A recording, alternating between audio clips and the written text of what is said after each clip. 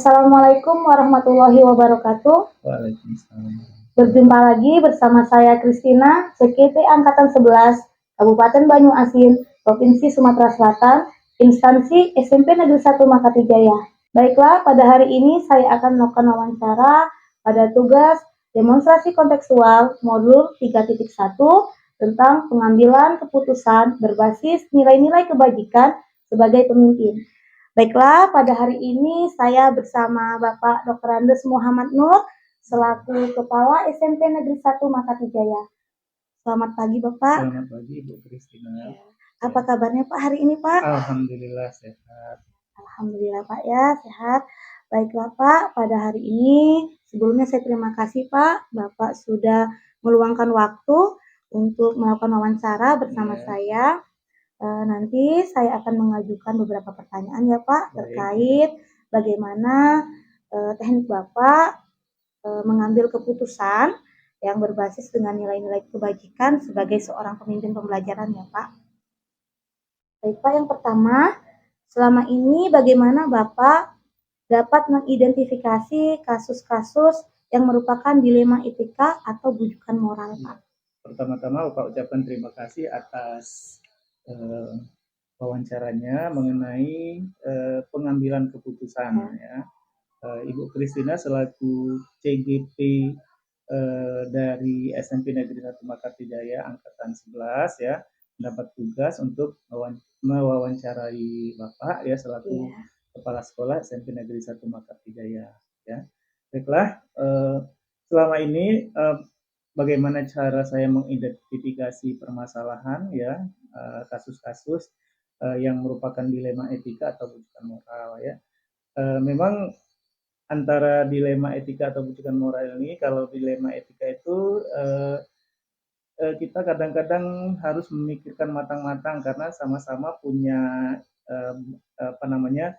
dua-duanya punya kebaikan ya dan juga benar ya, sama-sama baik dan sama-sama benar. Namun nanti kita identifikasi kira-kira apa manfaat yang paling banyak dan kedepannya pengaruhnya bagaimana terhadap situasi dan kondisi di sekolah kita ya.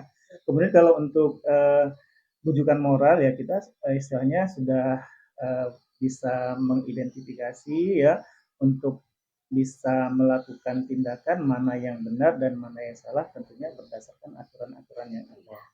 Jadi demikian untuk pertanyaan yang pertama. Baik Pak, terima kasih untuk jawaban yang pertanyaan pertama. Selanjutnya ya Pak, selama ini bagaimana Bapak menjalankan pengambilan keputusan di sekolah Bapak, terutama untuk kasus-kasus di mana ada dua kepentingan yang sama-sama benar dan sama-sama mengandung nilai kebajikan Pak? Oh ya, baiklah ya.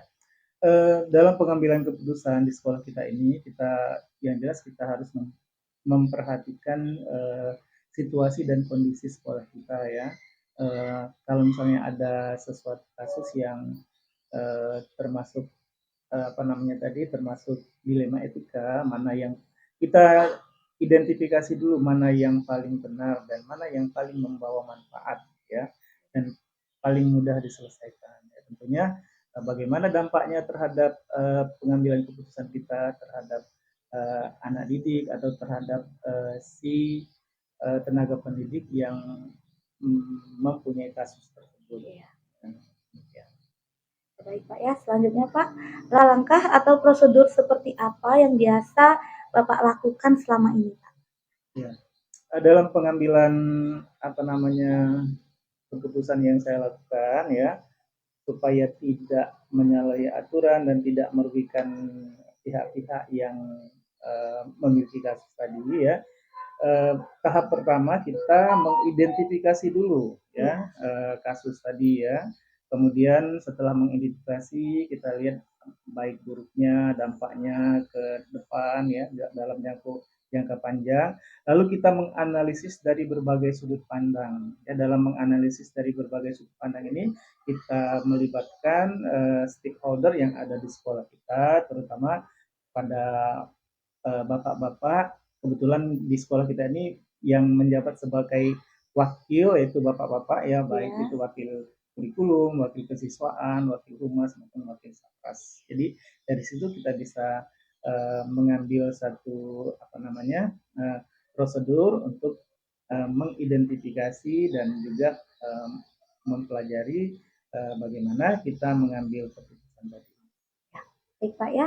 Jadi yang saya tangkap di sini ada 3 langkah ya Pak ya. Yang pertama mengidentifikasi, kemudian melihat dampaknya ya Pak, dan kemudian menganalisis bersama dengan waka-waka di sekolah ini ya Pak, dan kemudian baru berdiskusi dengan guru-guru ya Pak. Baik Pak, kemudian yang selanjutnya, hal apa saja selama ini Pak yang Bapak anggap efektif dalam pengambilan keputusan dengan untuk mengambil keputusan Pak? Seperti itu. Iya, baik.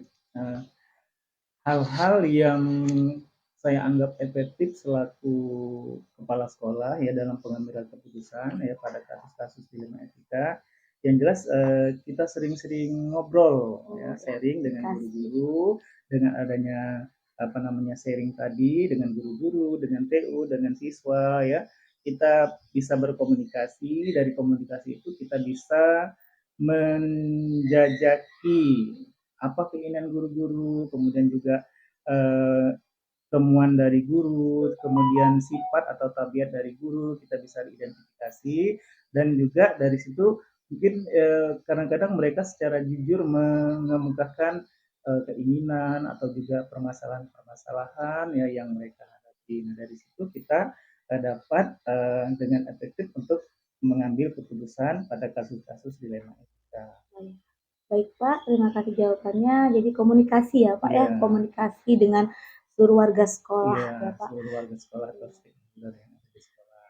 Baik Pak, selanjutnya hal apa saja nih Pak selama ini yang merupakan tantangan dalam pengambilan keputusan pada kasus dilema etika ini Pak? Iya. Yang namanya keputusan ya tidak selamanya atau tidak semua keputusan itu berdampak baik atau bisa diterima oleh penerima keputusan ya, bisa diterima oleh penerima keputusan. Jadi pengambilan keputusan tersebut ya istilahnya semuanya harus berdasarkan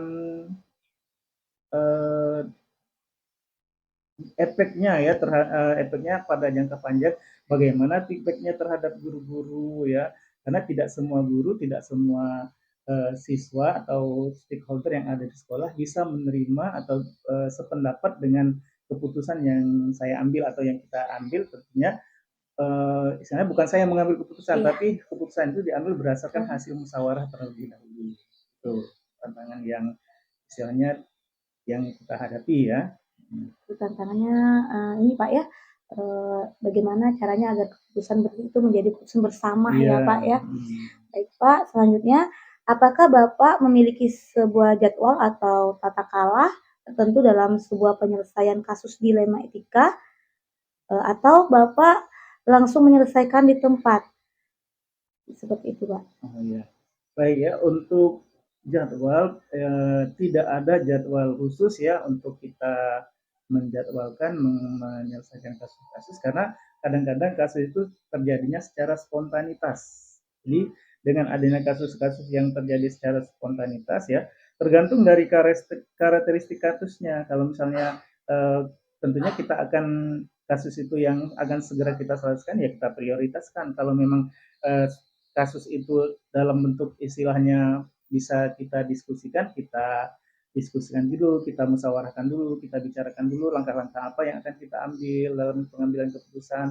Itu tentunya melibatkan stakeholder, terutama wakil-wakil yang ada di SMP Negeri 1 Mangkarti Jaya.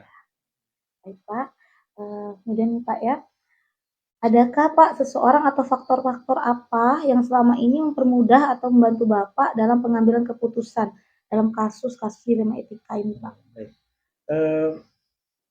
Ada banyak faktor ya yang selama ini bisa mempermudah atau membantu pengambilan keputusan dalam kasus-kasus dilema etika ya.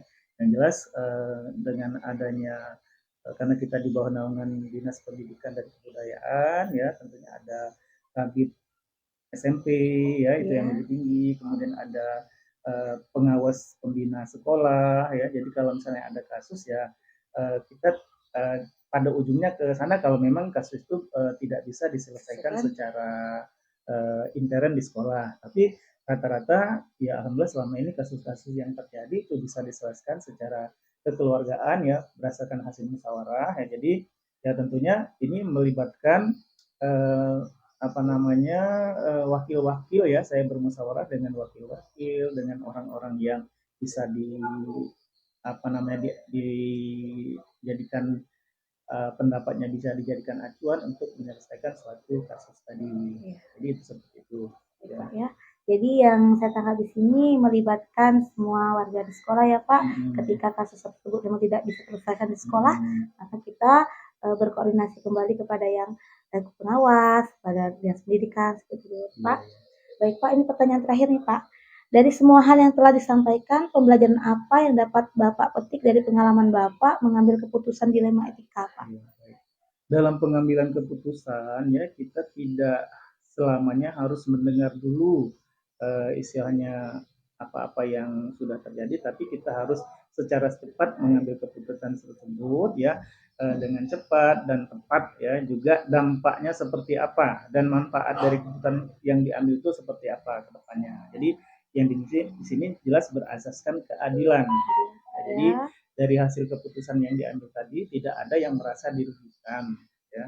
Jadi itu yang pembelajaran yang bisa Bapak ambil. Jadi dalam menyelesaikan suatu permasalahan tidak kita istilahnya harus kita apa namanya kita selesaikan dulu secara spontan.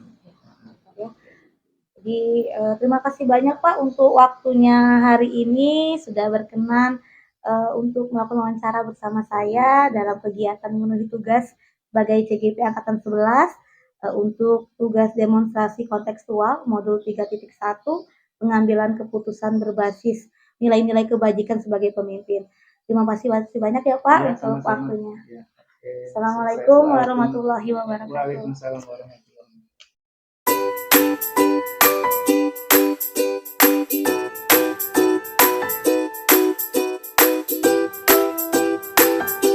Assalamualaikum warahmatullahi wabarakatuh.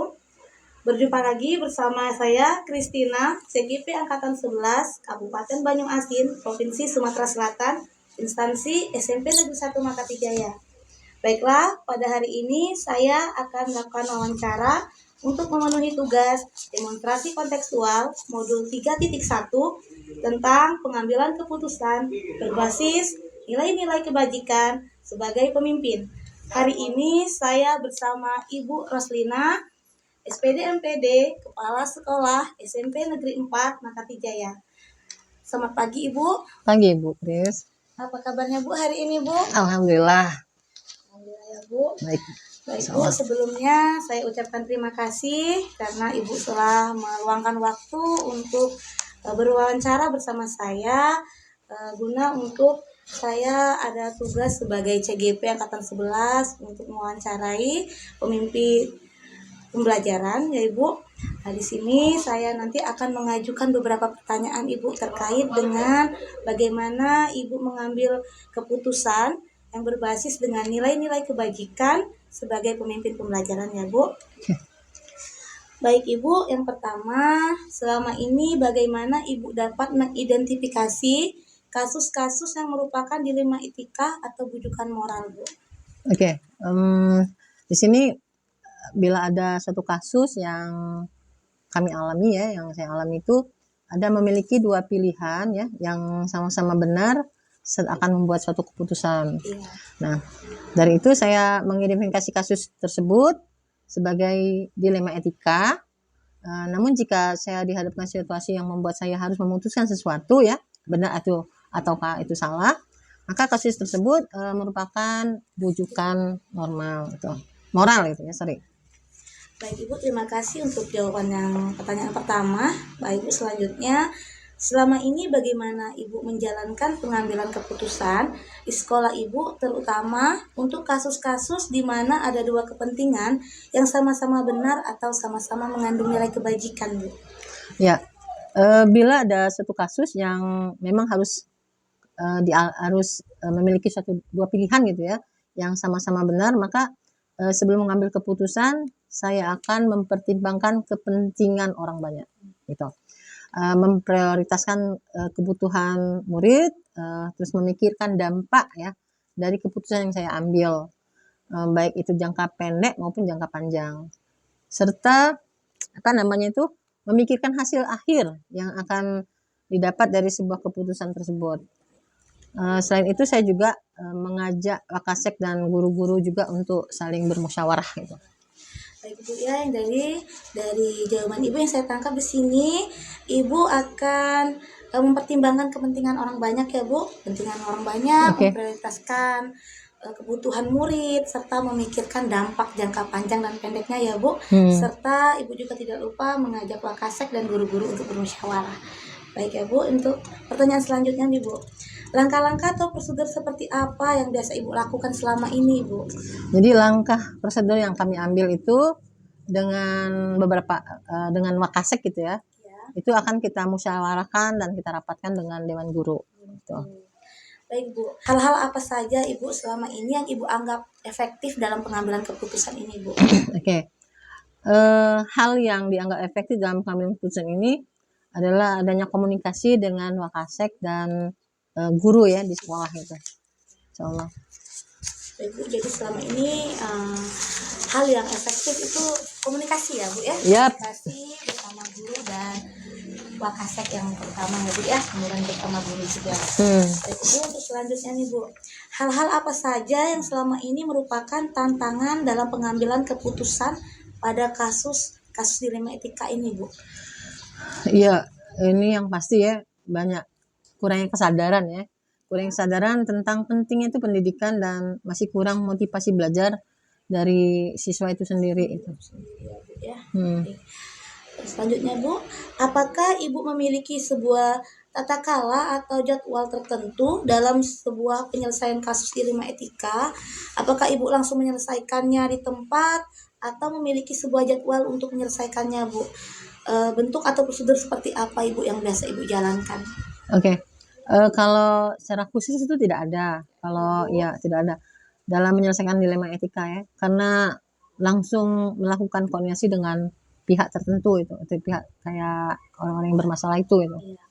Jadi tidak ada jadwal tertentu ya Bu, tidak ada. Karena langsung melakukan koordinasi dengan pihak-pihak terkait ya Bu ya.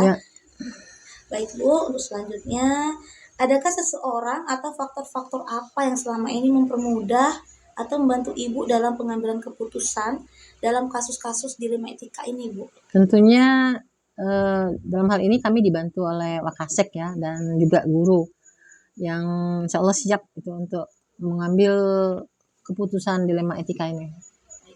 Jadi dengan bantuan para Wakasek ya Bu, serta guru-guru dalam pengambilan keputusan. Ini pertanyaan terakhir nih Bu ya. Dari semua hal yang telah disampaikan, pembelajaran apa yang dapat Ibu petik dari pengalaman Ibu mengambil keputusan dilema etika ini, Bu? Jadi pelajaran yang kami dapat ya itu dapat dipetik adanya itu memperhatikan itu budaya di lingkungan gitu ya. Di budaya lingkungan sekolah untuk mengambil suatu keputusan. Tuh. Ibu, terima kasih Ibu untuk semua jawaban dari wawancara saya hari ini. Sekali lagi terima kasih banyak Bu atas waktunya. Baiklah, demikianlah wawancara saya dengan Ibu Rosliana, SPD MPD, Kepala SMP Negeri 4 Mangkapi Jaya, untuk memenuhi tugas saya sebagai CKP Angkatan 11 pada tugas demonstrasi kontekstual modul 3.1 tentang pengambilan keputusan berbasis nilai-nilai kebajikan sebagai pemimpin pembelajaran. Terima kasih Ibu.